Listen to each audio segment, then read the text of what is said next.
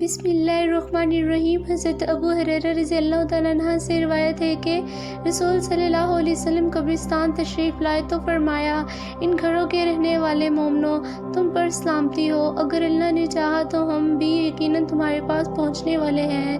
میری خواہش تھی کہ ہم اپنے بھائیوں کو دیکھتے۔ صحابہ نے عرض کیا، اللہ کے رسول، کیا ہم آپ کے بھائی نہیں؟ آپ صلی اللہ علیہ وسلم نے فرمایا، تم میرے ساتھی ہو اور ہمارے بھائی وہ ہیں جو ابھی نہیں آئے۔ صحابہ نے پھر عرض کیا،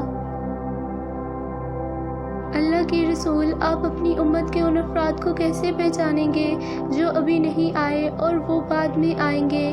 آپ صلی اللہ علیہ وسلم نے فرمایا، مجھے بتاؤ، اگر کسی شخص کا سفید ٹانگوں اور سفید پیشانی والا گھوڑا سیاہ گھوڑوں میں ہو تو کیا وہ اپنے گھوڑے کو نہیں پہچانے گا؟ صحابہ نے عرض کیا، کیوں نہیں، اللہ کے رسول ضرور پہچان لے گا۔